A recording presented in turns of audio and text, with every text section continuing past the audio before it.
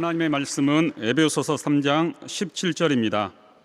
에베소서 3장 17절 말씀을 한 목소리로 합독하겠습니다. 시작. 믿음으로 말미암아 그리스도께서 너희 마음에 계시게 하옵시고 너희가 사랑 가운데서 뿌리가 박히고 터가 굳어져서. 아멘. 하나님 아버지, 오늘 거룩한 주의 날 우리 하나님이 주시는 말씀을 받기를 원합니다.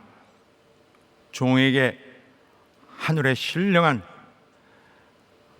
은사로서 이 시간 역사하셔서 하나님의 말씀을 선포할 때 우리 모든 성도들이 큰 은혜 받게 하여 주시고 말씀을 받는 우리 성도들의 영혼을 도와 주시옵소서. 예수 이름으로 기도드리옵나이다. 아멘.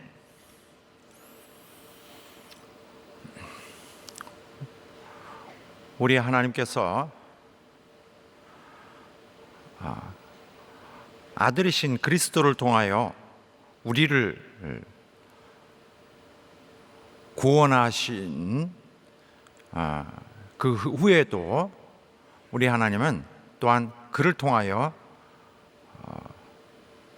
우리를 계속 인도해 주십니다.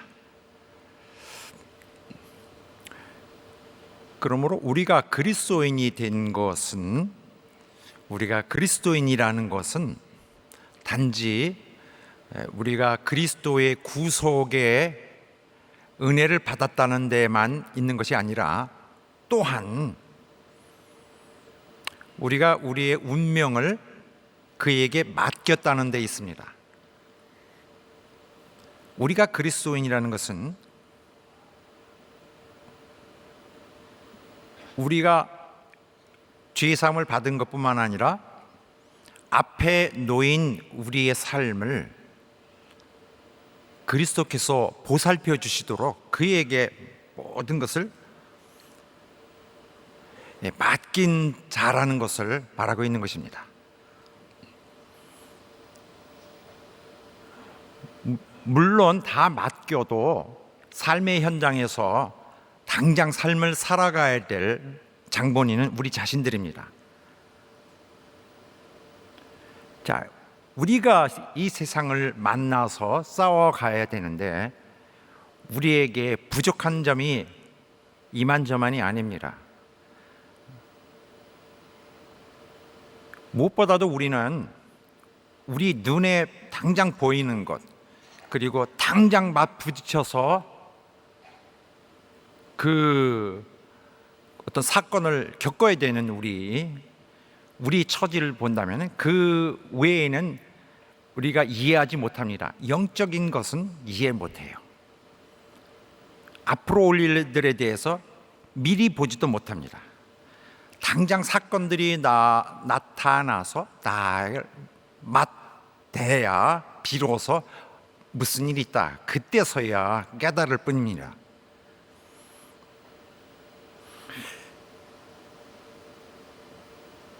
우리가 영적인 현실이 있다는 것을 알지 못한다면 그런 영적인 그러한 어떤 그 통찰력이 없다면 굉장히 불편한 것입니다.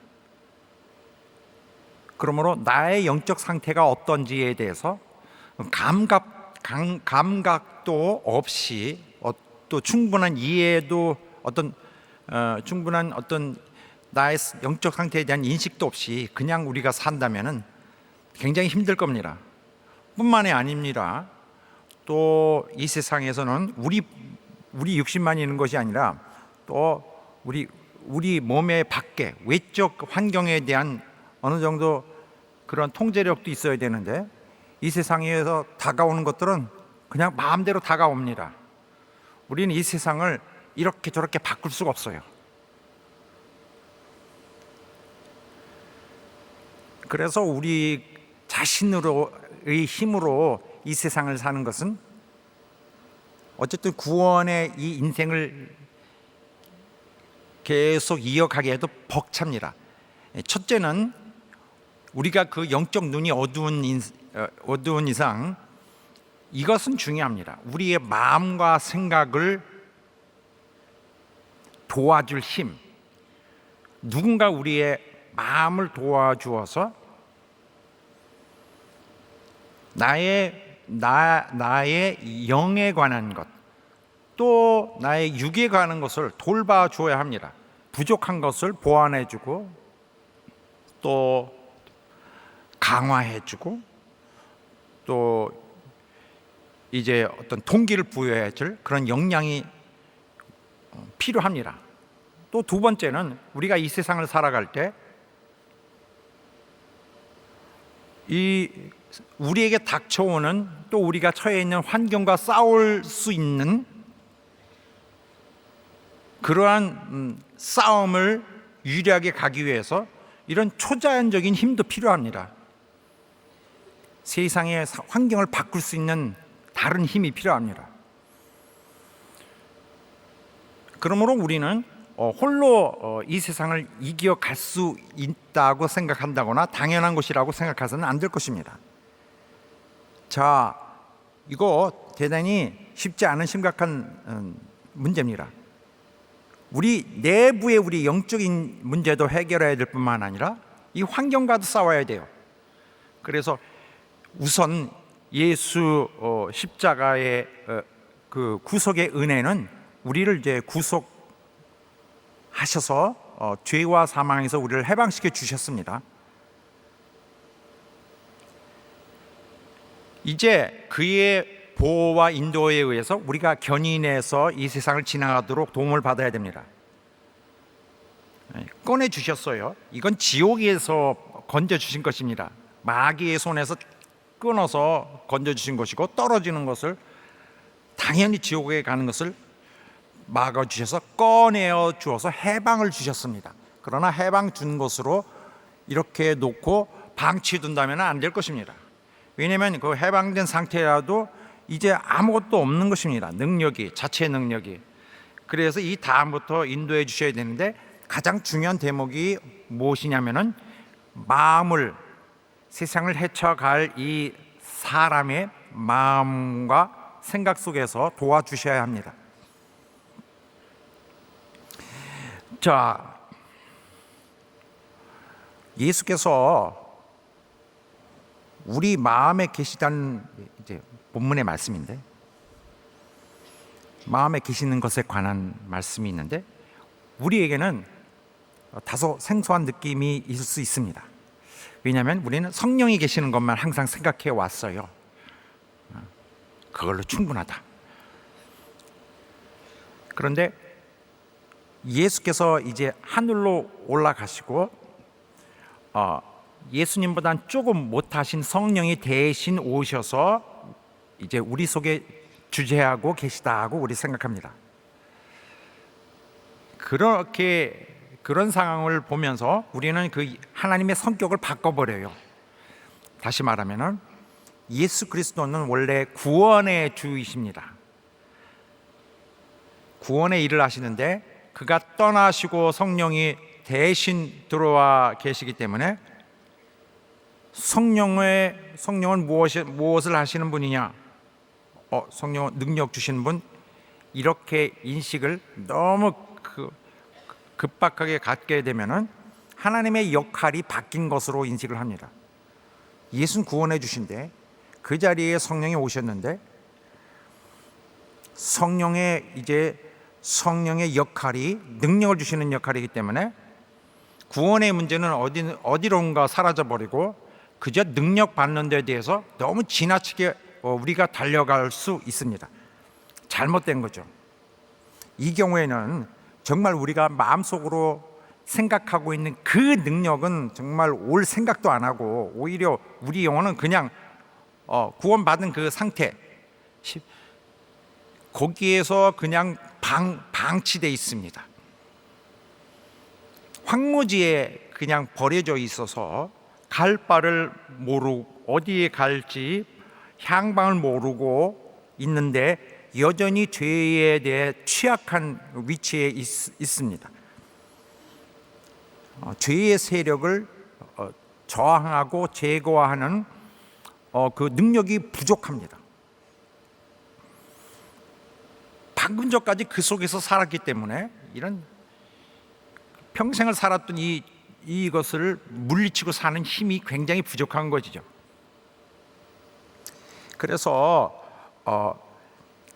우리가 그 단지 성령이 당신의 일을 한다. 하나님이 갑자기 오셔서 성령으로 바꿔 오셨기 때문에 이제 하나님의 역할이 우리 속에서 달라졌다, 이렇게 생각이 너무 많이 바뀌면 안 될 것입니다. 성령은 예수의 하시는 일을 하십니다. 성령은 우리 가운데서 우리의 구원을 계속 이루어 가시기 위해 오셨습니다. 그래서 성령이 하시는 일은 첫째로 우리를 정결케 하십니다. 깨끗하게 하시는 거예요. 예수 피로 씻으셨듯이 이제 우리를 점차 더 씻어서 죄의 그런 때를 자꾸 벗기시고, 또 두 번째로 우리를 거룩한 자가 되게 하십니다. 거룩하게 하세요. 그리하여 하나님의 일에 사용될 수 있도록, 거룩한 의의 도구가 될 수 있도록 하십니다. 우리를 정결하게 하시고 또 우리를 거룩하게 사용되도록 우리를 준비하십니다. 그러므로 성령이 하시는 일은 본질적으로 예수 하시는 일과 굉장히 일치합니다. 일관성 있는 그런 역할을 하시는 것입니다. 우리가 예수님을 평소에 성령을 너무 강조하는 그런 사이에 예수님의 그런 임재에 대해서 굉장히 소홀히하는 바 있습니다. 예수께서 친히 우리와 함께 하신다는 생각이 대단히 약한 편입니다. 그러나 예수는 우리와 함께 하십니다. 어디에 계실까요?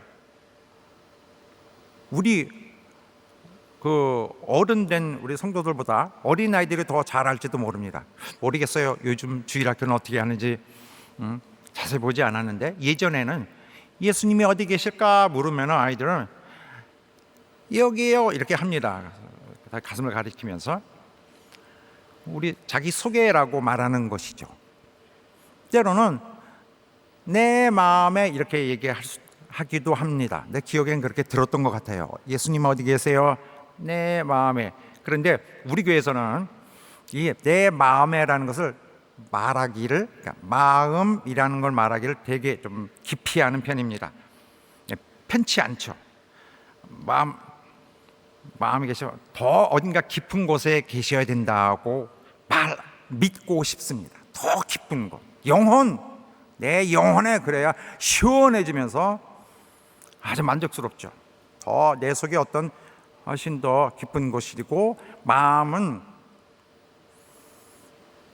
그런 거, 우리는 마음 이런 거 끼어들 문제가 아니다라고 생각하는 것 같습니다. 그런데 이렇게 계속 나가면 문제가 있어요. 내 영혼, 자기를 가리킬 때 항상 영혼 가리키면은 어느덧 영혼은 나의 다른 하나의 다른 존재로 여겨집니다.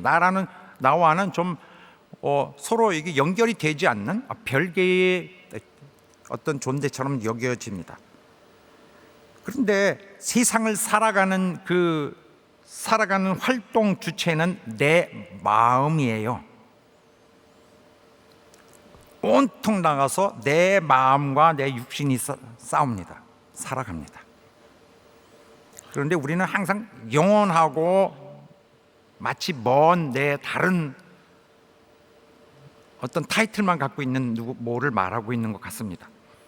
그렇지만 우리는 마음이 견고해지지 않으면, 마음을 잘 붙들지 않으면 도저히 이 세상을 이기며 살아갈 수가 없습니다. 그래서 어떤 성도들은 영혼을 잘 지키면은 몸은 죄를 지어도 상관이 없다라고 보는 것 같습니다. 그렇게 마음이 저절로 조금씩 움직여집니다. 내 영혼이 깨끗한데 육신으로 죄를 범한 듯 그게 그리 대수냐? 물론 우리가 죄를 범하기를 피할 수는 없습니다만, 영혼은 깨끗하고 우리의 마음은 더러워도 된다는 그런 법은 없는 것입니다. 마음이 모든 죄를 다 짓고 있었기 때문에 원래는 마음이라는 우리의 그 체계를 통하여 죄를 범해 왔습니다. 그래서 이제 구원에 대하여 성실하게 책임을 져야 될 자는 이제 마음이라는 내 자신의 일부분, 마음이라는 내 나입니다. 자, 여기까지만 설명드리고 우리 본문으로 좀 들어가서 조금 더 자세히 보겠습니다. 지난주까지는 이런 말씀이 있었습니다. 그 영광의 풍성을 따라, 하나님의 무한한 능력의 풍성을 따라 그의 성령으로 말미암아 너희 속사람을 능력으로 강건케 하옵시며, 그 다음에 오늘 말씀인데, 지난 말씀과 오늘 말씀 어떤 관계가 있냐면 이렇게 함으로써 그 결과로 이런 일이 일어나기를 구합니다. 결과예요. 오늘은 목적. 지난주에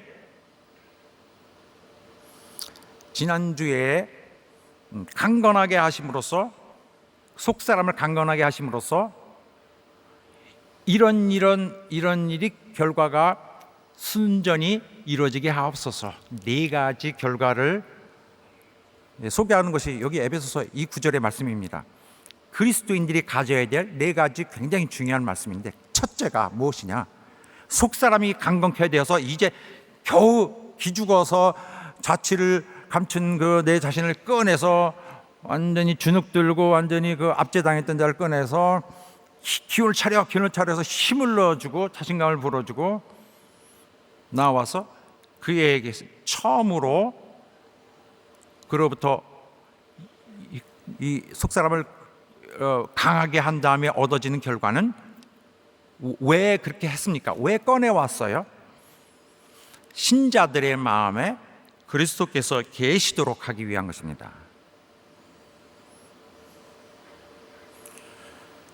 그래서 이 원문에는 원래 그 문맥상 구성이 그렇게 돼 있고, 영어 성경에는 원래 그 헬라어에는 히나라는 단어가 들어가야 되는데 영어가 아예 그걸 넣어놨습니다.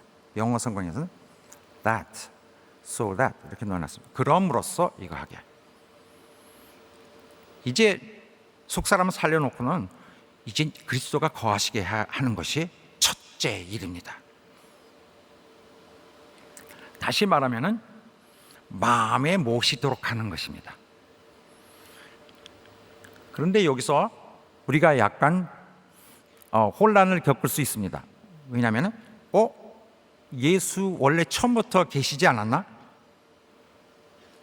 여기 본문의 말씀에 그리스도께서 신자들 안에 거할 수 있도록 간구하는 내용인데, 그렇다면 그리스도께서 이전에 오시지 않았나? 내가 잘못 알고 있나 보다. 성령이 먼저 오시나 본데 그 다음에 그리스도께서 오시는가가 이렇게 헷갈릴 수 있어요. 순서가 좀 바뀐 것 같죠? 그것은 순서가 바뀐 게 아니라 예수가 처음에 이미 임하신 것은 그냥 생략하고 지금은 더 중요한 문제를 다루고 있는 것입니다. 다시 말해서 구원받을 때 그리스도께서 우리 마음에 오시는 거 맞습니다. 우선적으로 발생하는 일입니다. 그래서 신자가 구원받을 때 최초의 겪는 현상은 그리스도께서 그들 속에 임하시는 것입니다. 이게 전통 개념이에요. 그리스도 전통 개념. 그리스도께서 그들 안에 계시다. 이 전통 개념 굉장히 중요합니다. 이 부분이 연약해서는 안 돼요. 그런데 우리 교회는 어떤 그런 어느덧 약간 이 부분이 약한 편입니다. 좀 자취에 감춰 있어요. 성령이 오시는 것은 굉장히 끊임없이 강조하는데 예수는 이제 가셨고라고 하면서 우리에게 계신다는 하는 것도 단지 그냥 어떤 상징적, 어떤 시적 표현으로만 말하고 말 뿐입니다. 우리 속에는 성령만이 계신다고 생각하지 그리스도가 계시다고 생각하는 것은 매우 좀 드문 일입니다. 그저 우리 마음속에는 예수님은 멀리 계시고 멀리에서 이렇게 관망하고 계시고 어떻게 잘하나 한번 볼까 이렇게 약간 좀 우리랑 마음이 떨어져 계신 그런 분 같이 여겨질 수 있습니다. 그러나 성경 말씀은 변치 않고 이렇게 강조합니다. 그리스도께서 너희 안에 계시다는 사실 자체가 정립이 안 돼 있느냐? 너 자신이 그걸 모르고 있느냐? 그럼 너는 그리스도인이 아니다. 또 다른 말씀에는 이 비밀의 영광이 우리에게 열려졌는데 이 비밀은 바로 그리스도가 너희 안에 계시다는 문제다.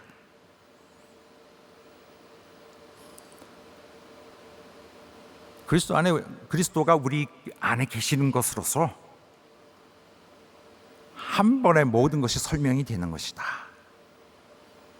이것은 예수께서 이미 그러리 내가 그럴 것이라고 말씀하신 그 내용이 성취된 것입니다.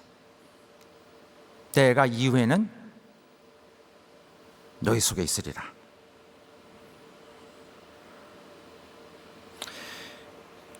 자, 순서에 관한 문제는 그리스도께서 먼저 우리 속에 오십니다. 그리스도를 구주로 영접하기 전에는 성령도 오시지 않습니다. 애초에. 그래서 그리스도가 신자 안에 거하신다는 것은 아주 기초적인 내용이며 기초적인 진리이며 가장 우선 순서로 발생하는 일입니다. 또한 중요성에 있어서도 가장 우선적이죠. 자, 그래서 말씀을 하나 소개해 드리면서 거기 그 증거를 보여드리겠습니다. 그런데 이 소개할 구절은 막상 보니까 굉장히 어려워요. 거기서 하나님과 성령을 굳이 구분하지 않으려는 그런 글 자체 내에 어떤 경향이 있습니다. 그래서 해석이 굉장히 어렵고 이 말씀과 관련된 어떤 새로운 그 상황과 문맥에 따라서 이 문장도 달리 해석될 수 있는 여지가 있더라고요. 그것은 일부러 이 성경 말씀이 성삼위 하나님 사이에 굳이 구별하지 않으려는 그 의도적인 그런 자세가 숨어 있는 것입니다. 그런데 이 말씀에서 자, 1차적으로 중요한 사실들은 얼마든지 이해할 수 있습니다. 첫째, 여기서 그리스도께서 사람 안에 거하시는 것, 이게 넘버 원이에요. 그리스도께서 사람 안에 거하시는 것. 두 번째로 바로 이 조건 때문에 사람의 영혼이 살아나는 것. 사람의 영혼이 살아나니까 세 번째로 그러므로 성령이 이 사람을 위한 사역에 투입되시는 것. 성령이 거기 투입되시다 보니까 결국 이 사람은 그 사람의 몸까지도 하나님이 살려내신다는 것. 이렇게 연결돼 있어요. 처음에 이 그리스도께서 사람 안에 들어오신다. 넘버 2, 그가 들어오시기 때문에 이 사람의 영혼이 죽었다가 이제는 살아났다. 세 번째로는 이 영혼이 살아났으므로 이제 성령이 그 사람을 위해서 사역하시라고 들어오신다. 네 번째는 성령이 들어오셨기 때문에 이제 그 사람의 몸까지도 살려낸다. 자, 말씀은 이렇게 나갑니다. 누구든지 그리스도의 영이 없으면 그리스도의 사람이 아니라.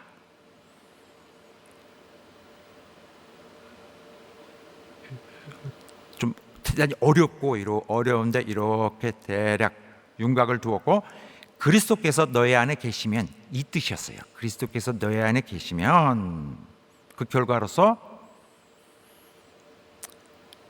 너희 몸은 죄로 인하여 죽은 것이나 이제 너의 영은 의로 인하여 살게 된 것이다. 그래서 가장 우선적인 것은 그리스도의 신자 안으로의 임재, 계심입니다. 자, 이어서 예수를 죽은 자 가운데서 살리신 이의 성령이 너희 안에 계시면 그리스도 예수를 죽은 자 가운데서 살리신 이가 너희 안에 거하시는 그의 영으로 말미암아 너희 죽을 몸도 살리시리라. 물론 이 구절은 하나님의 영과 성령을 예수 그리스도와 하나님과 성령을 예수 그리스도와 성령을 굳이 구별하지 않으려고 하는 그러한 그런 원칙이 거기 있습니다. 그래서 어렵긴 하지만은 이 내용이 분명히 이렇게 나타내고 있는 것은 명백합니다. 그래서 순서적으로 예수께서 먼저 들어오시고 이에 따라 나타나는 것은 결국 성령의 임하심인데, 성령이 임하심에도 불구하고 여전히 구원의 주로서 하나님의 아들이 주인공이니라. 결국 성령을 그의 마음에 보내사 이렇게 말해도 되는데 굳이 아들의 영을 보내사 이렇게 설명하고 있습니다. 또 결국 이제는 성령을 그저 시시때때로 언급할 수 있습니다. 성령이 너 안에 계시다. 순서가 그러니까 이제는 성령이 너희 안에 계시다. 그래서 여기 본문에서 말씀하고 있는 바는 예수께서 그리스도께서 처음으로 신자 안에 들어오시는 걸 말하는 것이 아니라 이미 들어오셨지만은 이제부터 이 성도가 거룩하게 변해갈 때 거기서 그리스도께서 이제 진짜로 내주하시는 문제에 대해서 가리키고 있는 것입니다. 그래서 계시다, 본문에 있는 계시다라는 말이 어떤 말인지 한번 확인해 봐야 됩니다. 계시다라는 것은 거기 거하다, 거기 거주하다는 말로 끝나지 않고 거주하다는 헬라어 말에다가 플러스 아래라는 단어가 섞여 있습니다. 거주하다 하고 down, 아래. 거주하는데 좀 너무 우스갯소리 같지만 우리말로 눌러 앉은 것 같은, 영어로 치면은 settle down, settle down, 완전히 정착하는 거죠. 그러므로 잠시 있는 것을 말하는 것이 아닙니다. 사람 속의 마음에 그리스도께서 잠시 계시는 것이 아니라 그 가족의 멤버로서 정말 당신의 집처럼 편안히 거하시는 것을 말하고 있는 것입니다. 그러므로 차이는 처음 들어오셨을 때 그리스도께서 그 어색하고 안정이 안 되시는 그 상태와 그 이후에 그가 편하게 거하실 수 있도록 이렇게 거하시는 그 상황의 질적으로 다른 것을 말하고 있는 것입니다. 그런데 어떻게 주께서 이렇게 사람 안에 거하실 수 있냐면은 우리의 속사람이 성령이 강하게 하심을 힘을 받아서 일어나야 돼요. 성령의 힘주심에 반응하여서 성령에 복종해야 됩니다. 그런 다음에야 비로소 그리스도께서 사람 안에서 편하게 거하신다는 것입니다. 처음 예수 믿을 때 신자 안에 거하시지만은 빈약한 이 사람 속에서는, 빈약한 속사람 속에서는 그리스도께서 불편하게 계실 뿐입니다. 불청객같이 계시는 것입니다. 그래서 우리 속사람이 성령의 힘주심에 적극적으로 반응해야 돼요. 순종하고 복종해야 됩니다. 속사람이 난 전적으로 당신이 나를 새로 만드셔야 됩니다. 그래서 우리의 마음에, 비로소 우리 마음에 당신의 집처럼 거하실 수가 있습니다. 그래서 성령이 우리의 삶을 통제하도록 그를 영접해야 되고, 이런 그가 우리를 이제 움직이시고 지도하시고 바꾸어 가시는 이런 활동이 한동안 좀 되고, 그래야 그런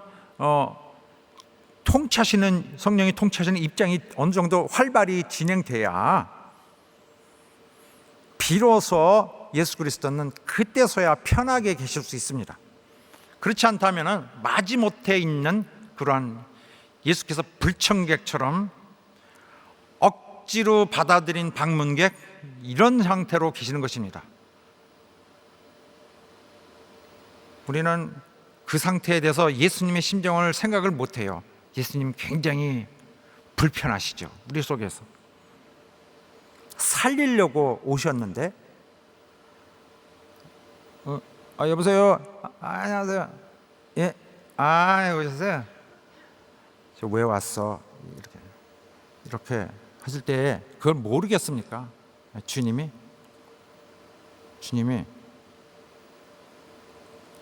억지로 계시는 것이죠. 그래서 오늘 본문의 말씀은 바로 그 점, 정말 마음속에 꺼림직하게 있었던 그리스도의 그저 불청객처럼 구석에 그저 모셔드린 그 상황을 빨리 벗어나자, 마음에 모셔야 된다. 이 성경에 그리스도를, 우리 하나님을 편안하게 모신 자들이 있습니다. 예를 들어서 이 아브라함과 사라의 경우인데, 아브라함과 사라는 손님을 맞았습니다. 3명의 손님이 있어요. 보니까 사람 셋이었어요. 그들은 여기서부터 처음부터 나 하나님이다 그러고 이렇게 날라서 오시거나 구름 속에서 펑 하고 뒤에 그 영광 후광이 확 비치면서 아브라함아 이렇게 나타나지 않으셨어요. 그냥 사람이었는데 아브라함이 그냥 버선발로 뛰쳐나간 듯이 이제 성경이 묘사되어 있습니다. 아주 극진하게 대접한 모습이 있어요.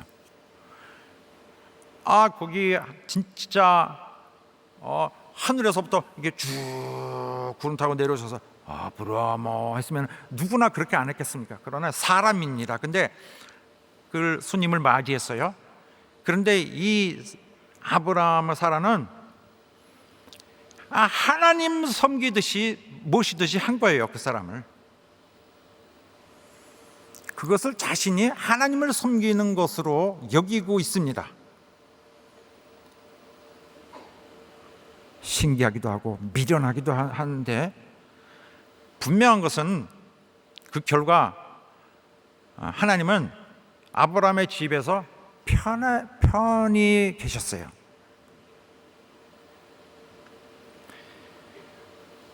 편안히 느끼신 거죠. 당신의 집처럼. 그리고는 또 아브라함의 조카인 롯도 거기 타락한 그 지역에서 거기와 맞지 않아 가지고 굉장히 고난을 당하고 있습니다. 이제 하나님께서 소돔과 고모라를 멸하실 텐데 거기에 살고 있는 롯을 구해내려고 하시는데, 그래서 하나님은 아브라함의 집에 계시고 두 천사를 거기에 보냈습니다. 롯을 구하려고. 하나님도 가셔도 되는데 하나님이 여기 편하게 계십니다. 여기가 좋으신 거예요. 그러면 이 두 천사가 하나님을 대신하여 갔습니다. 롯의 집에서 구해내긴 했는데 정말 엄청 그 소란과 어려움을 겪고 구해냈습니다. 편치 않아요. 썩. 아브라함 가정과 거기에 롯의 가정은 차이가 어느 정도 있었습니다. 롯도 물론 신자였고 그도 의인이었는데도 불구하고 그런 일이 있었습니다. 우리가 이런 점을 이제 하나 예를 들고 우리 마음을 생각해 봅시다. 우리 마음은 어떨까? 여러분의 마음은 어떻습니까? 난 성도입니다. 성도인데 주님이 내 마음에 계시니까 다 보시죠. 내 생각도 다 보실 거예요. 그런데 내 자세가 어떻습니까? 나 다 용서받았다. 난 깨끗함 받았다. 난 의인이다. 그리고 이제 양심도 따르지 말고, 양심 따르지 않으니까 내가 마음대로 죄를 범해도 괜찮다. 영혼만 깨끗하면 된다. 또 이 세상은 내가 살아가야 되는, 내가 어떻게 권모술수 이런 전술을 잘 해가지고 내가 살아남아야 되는데, 내 삶은 내가 해나간다. 내가 하고 싶은 대로 하는 거다. 인생은 내가 설계하고 내가 하는 거다. 또 마음속에 내 위치를 바란다. 난 사람에게 인정받아야 된다. 나 훌륭하다. 나 자신 훌륭하다. 뭐 이런 생각을 갖고 있고, 하나님 보시기에, 주께서 보시기에 어떻게 생각하실까? 또 이런 삶의 문제에 대해서 주님도 거기 계신데 이건 내 사적 문제입니다. 예수님은 주님은 종교 문제 다루고 있고요. 다루세요. 그리고는 참견하지 마십시오. 그리고는 가끔씩 나 죄 없는 거 확실하죠? 그거 끝까지 지켜주세요, 주님. 나 천국 가도록 나 죄 없는 거 끝까지 확실하죠? 그거면 됐습니다. 그리고 주님은 여전히 구석에 몰려서 무관심 속에 버려져 있습니다. 또 예배 드려야 되는데 주님도 거기 계세요. 그런데 참석하는 데만 관심이 있고, 예배 참석이 중요하고 주님께 관심은 없습니다.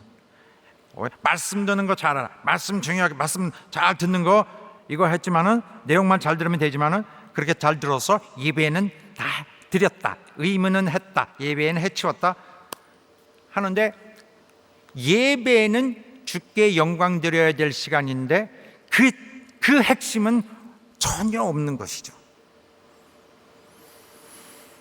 또 예배 봉사에 대해서 어떻게 생각할까? 나는 뭐라고 생각하고 있을까? 별로 중요하지 않다. 머릿속에 계속, 마음속에 박혀 있어요. 별로 중요하지 않다. 부차적인 것, 내 시간을 너무 빼앗기지 않아야 되고, 내 에너지 너무 뺏기지 않아야 된다. 적당히 어느 정도 하면은 한 것이다. 또 헌금은 했잖아. 그래도 했잖아.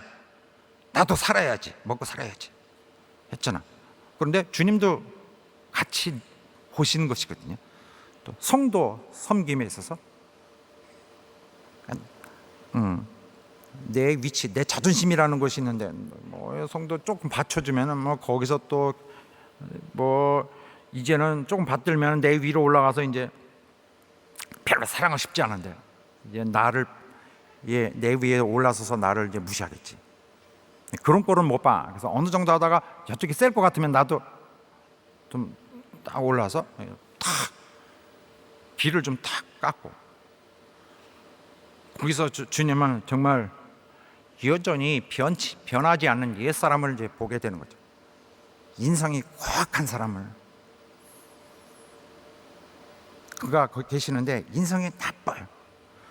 또 교회 사랑, 교회 사랑은 기도만 하고 나는 내 인생, 내 돈 문제 이런 게 중요하다. 내 직장 문제,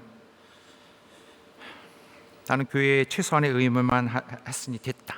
나는 중립이다. 교회가 무너지면 누군가 하면 되지, 누군가 하겠지. 아니면 기둥을 한번, 교회 기둥 하나 썩 빼버릴까? 그래서 휘뚱하면 내가 혹시 뭐 좀 특별한 사람이 되려나? 또 교회에서 나를 높여주지 않으면 나도 교회에게 그다지 관심 주고 싶지 않다. 뭐 이런 걸 생각하고 있는데 어떻겠습니까? 주께서 내 속에 계시는데, 마치 주님을 나라는, 내 마음이라는 집안에 모셔드렸는데, 주님이 이제 이렇게 방에서 방으로 옮겨 가시는데, 이 책장에 가면은 그냥 주님은 그냥 한쪽에, 그냥 종교 문제, 신앙 문제, 종교 문제다, 종교로 여기고 한쪽에 있고, 식당에 가면은 뭐 욕망, 죄의 욕망, 세상의 욕망 이런 게 가득하고, 주님과 잘 맞지 않고, 또 거실에 가면은 거룩한 교제가 있어야 되는데 맨 주님은 이에 대해서는 아무 관심도 없고 그저 거실에서 그저 TV나 보고, TV 드라마, 그 사람 둘이 좋아 지내는데 어떻게 됐나 모르겠네, 그 남자는 악마라는데 뭐 이런 얘기를 하는 거였죠. 둘이 사랑하는 사람과 헤어졌나 뭐 이런 거 하고 관심 갖고, 집에 오면 빨리 그 어떻게 됐는지 빨리 어떻게 해서. 주님은 구석에서 눈치만 보고 계시고 주님의 존재에 대해서는 그리 생각하지 않습니다. 우리가 이걸 잘 알아야 되는데, 주님은 우리를 구원하시는 순간에 우리 마음에 오십니다. 그래서 그날부터 우리를 견인하여 영원한 주의 나라에서 영생을 살게 하려 하시는 것입니다. 그거는 우리와 영원히 연결된 자입니다. 그가 피 흘리시듯이 우리는 그의 피로 일어나고, 그의 목숨을 버리셨듯이 그의 목숨으로 우리는 영생으로 일어나고, 그동안 짓눌렸고 그냥 압박당했고 그냥 억압당했고 버려졌고 저주받았던 우리에게 당신의 행복으로 채워서 우리를 디딛고 우리가 그의 주신 것으로 디딛고 올라설 수 있도록 하시는 참 희생의 주님이신 것입니다. 구원자, 우리 삶을 이제는 인도하시려고 하고, 우리로 하여금 의지해서 일어날 수 있도록 하고, 우리의 중심이 되어서 싸워주고, 우리 연약한 걸 다 강건하게 해주고, 우리를 그야말로 승리자로 이끌게 하시는 주님이십니다. 그가 승리자였듯이 우리도 승리자로서 그 길을 따라가도록 역사하시려고 있는 거예요. 그가 평안하셔야 마땅합니다. 우리를 하늘로 이끄시려는 주님의 평안하셔야 됩니다. 그런데 현실에서는 주님 외롭게 두고 있어요. 그러나 주님 은혜로우시고 인자하시고 참 선하시기 때문에 참습니다. 그분은 많이 참으세요. 우리가 그분을 거절하고 무시한다 할지라도 그렇게 그가 떠나지는 않을 것입니다. 그래도 계속 기다리시고 참습니다. 그러나 우리 마음에서는 그는 편안히 계시지 못하고 나가시고 싶은 심정이겠죠. 그러나 우리는 그가 우리 속에서 당신의 주권을 휘두르시도록 그를 모시고 그에게 복종해야 합니다. 완전히 내 안에서 편안히 계실 수 있도록. 내가 연약하고 내가 부족하고 내가 신앙의 어떤 수준이 부족해서 정말 주님을 100% 내 안에 모시기 어렵다면 어려운 것을 알아서 주님을 사귀어야 돼요. 주님을 모신다는 것 자체가 얼마나 영광스러운 일입니까? 하나님이 내 안에 계신다. 똑같은 사람인데 하나님이 내 안에 계신다는 사람이 있고, 그런 것은 아무 그리 중요하지 않다고 여기는 사람에게는 엄청난 차이가 있는 것입니다. 그러나 우리에게 일어난 분명한 이 놀라운 일은 하나님의 우리 안에 살려주시려고 거하고 계시다. 그 사람들이 하나님을 잘 모시지 않을 것 같기 때문에 주님께서 이런 말씀도 하셨어요.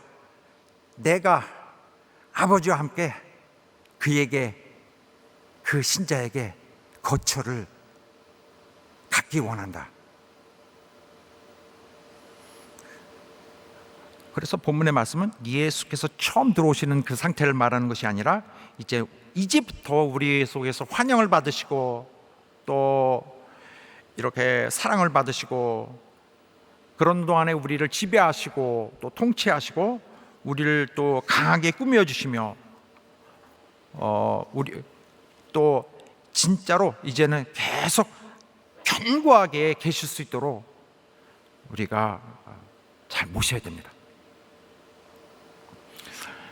그러면은 이제 질문을 누가 할 수 있는데, 그러면은 성령이 계시는데 예수님도 계시고 성령도 계시는 건가요? 동시에? 이렇게 질문하면은 뭐라고 대답해야 되냐면은 성령이 계시는 것과 우리 주님이 계시는 것은 차이가 없습니다.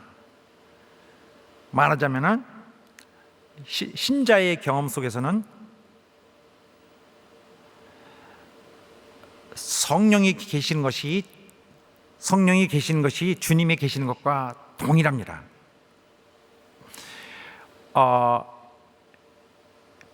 이 말씀에도 마지막 아담에 대한 말씀도 마찬가지지만은 그리스도는 자주 영으로서 자기를 나타내십니다. 자기를 나는 인자다라고 마시지 안 하고 나는 영이다라고 영으로서 성경이 이제 설명합니다. 그래서 예수님 그리스도는 하나의 오히려 영으로서의 자신을 표현합니다. 또 다른 말씀은 너희가 하나님의 아들이 하나님이 그 아들의 영을 우리 마음에 보내사 하나님이 그 성령을 그에게 보내사 이렇게 해도 되는데 왜 그랬을까요? 성령은 고유의 자기의 어떤 특별한 특징을 나타내지 않으십니다. 성령은 그리스도를 나타내시기 위해서 우리에게 계신 것입니다. 성령이 우리에게 계실 때는 완전히 그리스도를 나타내기 위해 계시는 거예요. 그래서 성령을 체험하지 않고는 성령을 통하지 않고는 그리스도를 체험할 수 없으며 또 그리스도가 아니면은 또 성령이 임하시지도 않습니다. 그래서 성령을 우리가 체험하는 것은 함으로써 그리스도의 특질이 그리스도의 성품이 우리 속에서 자리 잡고 이제 확대되는 것입니다. 성령 충만한 동안에 우리 속에 있는 것은 우리의 구원해줘 그리스도가 우리 속에서 편안히 계시고 그가 더 안전하게 더 그의 위치를 확보하시고 그가 통치자로서 우리를 견인해 가시고 계시는 것입니다. 할렐루야. 그의 지속적인 임재는 어디에 이루어져야 되나요? 여기에서는 마음에 이루어져야 합니다. 마음은 뭐냐? 마음은 에베소서의 마음은 한마디로 인격의 중심, 우리 생각하는 자, 나 중에서 생각하는 나 인격의 중심인데 사고, 감성, 지성, 의지 이런 것을 다 이런 기능이 위치된 곳입니다. 그래서 이것은 속사람과는 다릅니다. 속사람은 뭐냐면은 속사람은 어떤 사람의 진짜 참 그 영적 그 개체를 구성하는 진짜 그 핵심이죠. 이 사람의 진짜 정체, 핵이에요, 핵. 그러면 마음은 뭐냐? 마음은 일반적으로 사람의 그 가장 깊은 그 내면의 그 베이스를 말합니다. 사람이 생각이 많지 않아요? 이 생각이 나오는 것은 마음에서 나오는 것입니다. 다 마음이 하고 있어요. 100% 마음에서 나옵니다. 그런데 이 마음은 원래 중립지역이에요. 모든 정신활동을 기능을 담당하는 본부입니다. 그러므로 지금 제가 진비가 안 돼서 그런데 도표를 그린다면 도형을 그린다면 이렇게 동그라미 하나, 사람의 몸 이만한 동그라미 원이 하나 가운데 있고 더 작은 원이 하나 가운데 있고 하나의 사람, 육체를 포함한 사람, 그 가운데 있는 원이 뭘까요? 그것은 이제 마음입니다. 겉에는 육체, 중간에는 마음, 그 속에는 속사람이라고 볼 수 있죠. 머리에 그려지시죠? 그래서 속사람이 능력을 받아서 강건해져서 겉사람을 이제 이기고 밀쳐내기 시작하면은 속사람이 그 사람의 정신 기능을 이제 자기가 쟁취하기 시작해요. 이제 정신을 통제하는 그 기능을 자기가 자기 것으로 갖고 이제 다루기 시작합니다. 속사람이 겉사람을 압도하면은 이제 마음은 그 사람의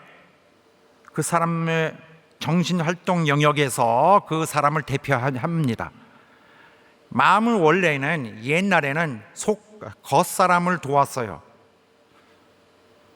그러나 이제는 속사람을 도와야 되고 거기에 예수 거하셔야 됩니다. 그래서 성경에 마음의 눈을 밝히사 이런 것들이 있죠. 중요한 것입니다. 자, 이걸 먼저 말씀드려야 되겠는데, 이제는 속사람과 플러스 마음, 속사람과 마음이 하나가 되어서 이제 내가 온전한 인격체로서 마지막 날까지 가야 돼요.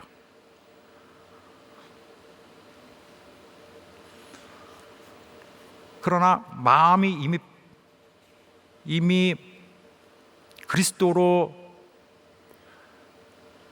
지배돼 그리스도께서 편히 계시지 않는 그런 마음은 굳어진 마음이죠. 그러나 마음은 우리의 모든 표현, 우리 신앙의 모든 표현을 만들어내는 그 매우 중요한 곳이기 때문에 무시할 수가 없어요. 우리 찬양하고 주께 나아가고 주를 사랑하고 또 주를 위해 나 헌신하고 모든 것이 마음에 해줘야 돼요. 진실한 것이 이제는 겉사람에게 빼앗기지 않는 나의 마음. 세상 삶 찬양할 때도 나의 마음으로 진실한 마음으로 하고 또 그 똑같은 진실한 그 마음, 신실한 마음으로 또 우리 사회에서도 살고 있습니다. 하나님께 대하듯이 이 세상에 있는 상관에게도 진실함으로 한다. 그래서 그리스도께서 우리 마음에 계시다는 거 하는 이 기도로서 구하는 바는 그리스도께서 우리 신자들의 인격을 도와주시고 삶을 도와주시도록 인도해 주시도록 그를 순종하고 의지하는 자가 되게 하옵소서, 이런 것입니다. 우리 성락인 여러분도 그런 여러분 되시기를 예수로 축원합니다. 할렐루야. 어떻게 해야 이런 것이 이루어지느냐? 어떻게 이루어지냐면은 믿음에 의해서. 믿음은 우리를 구원한 첫째, 우리를 구원한 요소였습니다. 너희가 그 은혜를 인하여 믿음으로 말미암아 구원을 얻은 것이라. 그리고 이후에 하나님께 담대하게 이제 나갈 수 있는 내 권한도 믿음으로 얻어진 것입니다. 믿음을 갖고 가는 것입니다. 믿음 없이 어떻게 가요? 타 죽지, 하나님 보는 순간에. 그 다음에 이제는 그리스도께서 마음속에 계시는 것이 이제는 평안한, 주님이 편하게 주인 노릇하시는 이 상태가 유지되도록 하는 것은 믿음을 통하여서입니다. 내가 주님을 믿어야 돼요. 내가 주님을 신뢰하는 것입니다.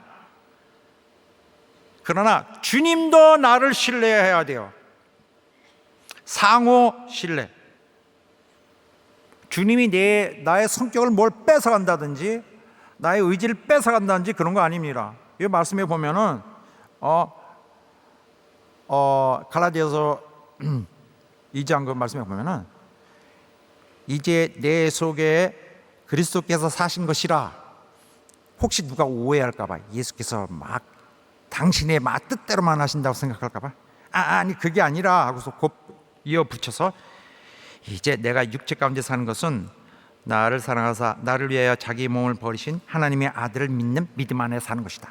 믿음은 내가 갖고 내가 사는 거예요. 삶은 내가 해 나가는 것이고 주님은 나의 근본적인 힘의 원천이시고 나를 도우시는 분이지만은 내가 내 마음을 통제하고 내가 내 삶을 만들어 가야 되는데 힘은 주님으로부터 오는 것입니다. 내 의지로 하는 거예요. 내가 주님을 신뢰하여서 해야 되고 나의 모습을 통하여 주님이 나를 신뢰해야 합니다. 비로소 우리는 그리스도 안에 있는 상태가 되는 것입니다.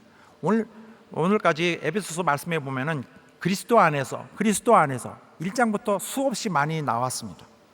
그리스도 안에서 무슨 뜻인가? 바로 이것입니다. 그리스도가 우리 안에서 이렇게 편히 거하시는 그가 통치하실 수 있도록 당신의 집에 있는 것처럼 그가 여유롭게 당신의 뜻과 맞는 환경에서 사랑받는 환경에서 주인 같은 환경에서 그가 편안히 거하실 때에 나는 그리스도 안에 있는 자가 되는 것입니다. 할렐루야. 그런 의미에서 그리스도 안에 있는 자 되시기를 예수 이름으로 축원합니다. 또 그리스도께서 여러분 안에 계신 자가 되시기를 주의 이름으로 축원합니다. 비로소 나는 그리스도인이라 라고 말할 수 있는 거예요. 나는 그리스도인이다. 뭘 말합니까? 그리스도 내 마음에 계시다. 그리스도 내 마음에 계시다. 그리스도 내 마음에 계시다. 이 세상 마지막 순간까지 잘 모시는 여러분 되시기를 예수 이름으로 축원합니다.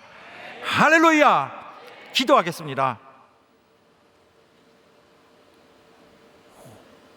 우리 하나님, 우리 예수 그리스도 우리의 영혼의 구원자실 뿐만 아니라 이제 내 마음에서 거하시기 위해 계실 텐데 주를 잘 모실 수 있도록 우리에게 많은 은혜를 더하시길 간절히 원합니다. 이제부터는 주님을 잘 모시기 위해서 성령에게 우선 100% 순종하고 복종하겠습니다. 성령을 통하여 하나님의 뜻을 다 이루고 주님이 내 마음속에서 당신의 환경과 정말 편안히 조화가 되는 편안함을 느끼시기를 간절히 원합니다.